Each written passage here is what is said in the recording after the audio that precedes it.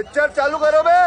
तहसीन पूनावाला, महाराष्ट्र में जिस तरह की राजनीति एमवीए कर रही थी जी कि भाई मस्जिदों से फतवे जारी हो रहे थे जी मुस्लिम संगठन जो है वो अपनी डिमांड लिस्ट जारी कर रही थी जी। और उस डिमांड लिस्ट को देखकर आपको लगेगा कई बार कि ये भारत तो छोड़िए, पाकिस्तान में भी अगर कोई ऐसा अगर डिमांड लिस्ट जारी कर दिया जाए तो उसको कोड़े से मारा जाए वहां। अच्छा, लेकिन यहां लोग, आपके पार्टी के नेता कह रहे थे कि भाई यहां हम तो इस पर विचार करेंगे। भाई इस तरह की पॉलिटिक्स जो आप कर रहे थे, तुष्टीकरण की पॉलिटिक्स, उसको रिजेक्ट किया है महाराष्ट्र ने, क्या माना जाए इसको? रंजी जी, अव्वल तो आपके शो में शिरकत करने का मौका मिला इसलिए आपका शुक्रगुजार हूँ। शुरुआत में राधिका को ढेर सारी बधाई। हरियाणा के बाद दूसरी बार वो करेक्ट साबित हुई है, तो बार बार मुझे ऑन एयर और ऑफ एयर मिलती है, वो कहती है तो मैं ऐसे लड़ते रहता हूँ, बट साबित हो गई है, तो उसको ढेर सारी बधाई। और मुझे लगता है कि कांग्रेस कोई को शर्त वर्त भी लगा रखी थी आप लोगों ने? नहीं, शर्त तो नहीं लगाई थी। अब मैं शर्त लगाना बंद कर दिया हूँ, क्योंकि लेकिन अब मैं अब मैंने एक फॉर्मूला निकाला है। वो एक हमारे वहाँ एक वो है, वो डुग्गल साहब है, वो कभी किसान नेता होते, कभी आरटीआई एक्टिविस्ट होते, कभी हरियाणा के बड़े नेता होते, कभी सुनामी वाले नेता होते, कभी क्लाइमेट एक्टिविस्ट। वो अब जो कहेंगे उसका ऑपोजिट करूंगा मैं। वो जो कहेंगे उसका मैं ऑपोजिट करूंगा, जीत जाऊंगा। उन्होंने कहा सुनामी आ रही है हरियाणा में, हार गए। सुनामी आई, हम हार गए। अब यहाँ भी कहा जीत रहे, यहाँ पे भी हार गए। झारखंड में कहा हार रहे, वहां जीत गए। लेकिन एक बात, आप दो चार शर्त हार के आपको ये बात समझ में आ गई कि ऐसी शर्त नहीं लगानी है।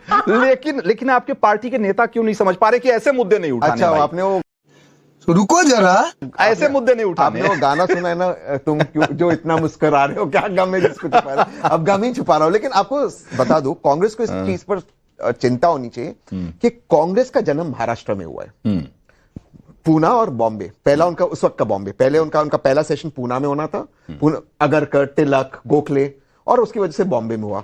आज महाराष्ट्र में कांग्रेस की क्या दशा हो गई है? कांग्रेस इस चुनाव के पहले सबसे पावरफुल पार्टी थी भाजपा के साथ, आज कहां पर आ गई है? और आपने बिल्कुल सही कहा, सज्जाद नोमानी साहब, जो व्यक्ति कहता है तालिबान को एंडोर्स करता है, कहता है महिलाओं को शिक्षा नहीं लेनी चाहिए, उस विजुअल से नुकसान हुआ या नहीं हुआ? ये बहुत सारी चीजें इन पे, और ये जो सोशल मीडिया स्टार्स है, ये चले जाते, वो एक दूसरा एक एक्टर था, 2 लाख फॉलोअर इंस्टाग्राम पे, 200 वोट मिले, उसके परिवार में 250 लोग, वो परिवार के ही वोट मिले।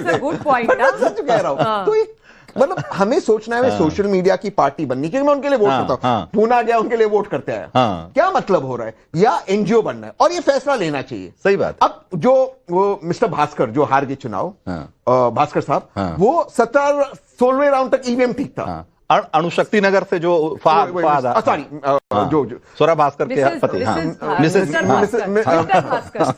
फवाद, वो 16 राउंड तक ईवीएम ठीक था, 17 में खराब हो गया। अभी अब ऐसी बातों करेंगे तो जो लेजिटिमेट सवाल है ईवीएम को लेकर, कुछ लेजिटिमेट सवाल है, लोग उसको गंभीरता से नहीं लेंगे, तो कहीं ना कहीं इसमें सोचना होगा। सही बात। अब जिनके लिए भी उन्होंने कैंपेन किया वो सारे हार गए, तो ये क्या करना है, कैसे करना है, इस पे सोचना चाहिए, और कामली सोचकर इस पे आगे की रणनीति बनानी चाहिए। विवेक श्रीवास्तव जी, तो ये बात जो अभी कह रहे हैं तहसीन, ये बहुत संजीदगी से इन्होंने बात रखी कि भाई आप 16वें राउंड तक जब जीत रहे होते हैं तब तक आपको ईवीएम में कुछ भी गड़बड़ नहीं दिखता, और जैसे ही आप एक राउंड पीछे होते हैं तो आपको लगता है कि ये तो सब गड़बड़ है। मतलब ये वाला जो जिसको कहते हैं ना कि मीठा मीठा गप और कड़वा कड़वा थू वाला मामला जो है, ये तो भाई कब तक ये अभी पता चलेगा। ये रिजल्ट मैनिपुलेटेड रिजल्ट है। ये जो मर्जी कहें तहसीन भाई, मैं वो कह रहा हूं जो संजय राउत ने, उसके बाद अभी पवन खेड़ा साहब भी थे, उन्होंने भी बोला मीडिया पे, फिर जयराम रमेश जी ने भी बोला, तो मैं उस लाइन को टो करता हूँ, इनकी लाइन संजय राउत पूछ रहा है, और संजय राउत जी पूछ रहे कि महायुति का मुख्यमंत्री कौन बनेगा। भैया हमें दाल चावल नहीं मिली, उनको बिरयानी नहीं मिली, हो रहा है दाल चावल, कोई विषय नहीं है, उनको बर्गर नहीं मिला। जो कांग्रेस का फॉर्मल लाइन है, एक मिनट तहसीन भाई, आप फॉर्मल लाइन कांग्रेस की नहीं बोल रहे हैं।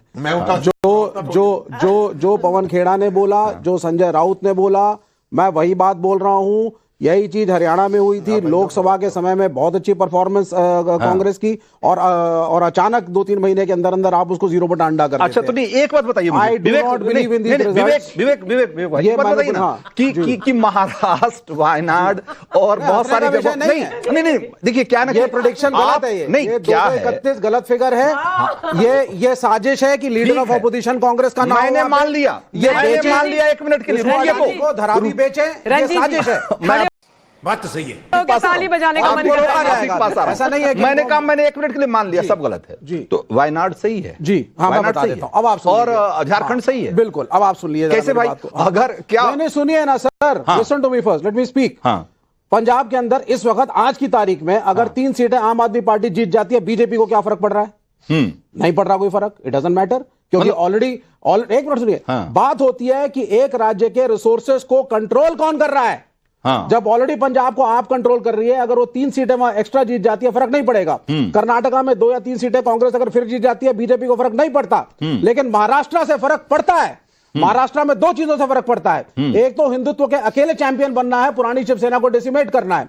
दूसरा पैसा है मुंबई के अंदर, बिजनेस वहां से कंट्रोल होता है। तीसरा, जो धरावी के ऊपर हमने एलिगेशन लगाया था अडानी साहब का, ये जबरदस्ती नहीं चाहते थे कि लीडर ऑफ, अगर ये जीत, सुन लीजिए, जीत से किसी को दिक्कत नहीं है, अगर आपकी जीत नहीं, अच्छा एक बात बताइए कि केंद्र जो सबसे बड़ी सरकार है देश की, गिव मी 10 सेकंड, अगर ये जीत रियलिस्टिक होती, 160, 155, 170, जो एक रियलिस्टिक जीत थी एनालिसिस के हिसाब से, I would have congratulated the BJP. ये फर्जी वाड़े की जीत है, मतलब जीत भी आपके हिसाब से होना चाहिए, जनता के मैंडेट के हिसाब से नहीं, आप सुनिए, आपके एक्सपेक्टेशन के हिसाब से होना चाहिए। जब पुलिस वाला रिवॉल्वर लहराएगा तो जीत नहीं है वो। कमाल, यू आर राइट ब्रो। अच्छा एक बात बताइए, किस देश की सबसे बड़ी सरकार, भाई ये सब तो राज्य सरकारें हैं, जिस देश की सबसे बड़ी सरकार के अपने बूथे अल्पमत में आ जाने से फर्क पड़ता है कि नहीं पड़ता?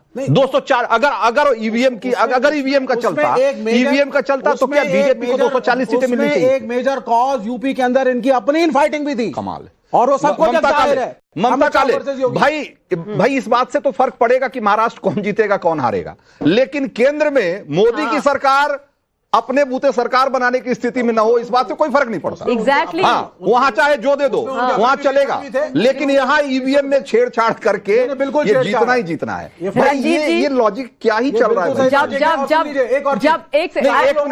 जब लोगों ने पैसा दिया इलेक्शन कमीशन को हरियाणा के चुनाव के बाद, और बोला वीवीपैट से हमारे इलेक्शन की मैचिंग ईवीएम से करवाइए, उसकी समय सीमा 8 दिन है। अरे 1.5 महीना हो चुका है, काउंटिंग नहीं हुई है। सुनो तो सही, मुझे बताइए क्यों नहीं हुई है? पहले इस सवाल का जवाब ममता का। मेरा क्या है रंजीत जी, मैंने पिछली बार जब लोकसभा में जिस दिन रिजल्ट आए थे तब भी बोला था आपके ही साथ कि ये विपक्ष का एक ही गाना है, जब भी ये चुनाव हार जाते हैं और बेचारी जो ईवीएम है उसको मुन्नी से ज्यादा बदनाम कर देते हैं, मतलब मुन्नी से ज्यादा बदनाम ईवीएम हो जाती है।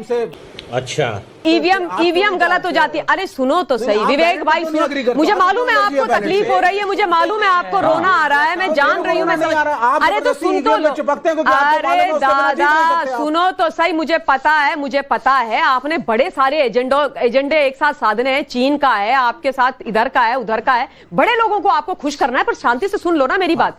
सुनिए, जो आप बोल रहे हो ना कि मैं इस जनादेश को नहीं मानता, ये आपके मानने या ना मानने से कुछ नहीं होता दादा, ये महाराष्ट्र की जनता है, महाराष्ट्र का वोटर है, और जनता ने अपना मतदान दिया है, और आप जनता के मतदान का अपमान कर रहे हो, ये गलत है। नहीं, आप उनके मतदान का अपमान कर रहे हो, ये गलत है। आपको रोकूंगा बस, पंजाब में जैसा आप कह रहे थे, शायद आपको फर्क नहीं पड़ता होगा, लेकिन जिन्होंने जीत हासिल की उनको फर्क पड़ता है। अरविंद केजरीवाल क्या कह रहे हैं, जरा सुनिए, जरा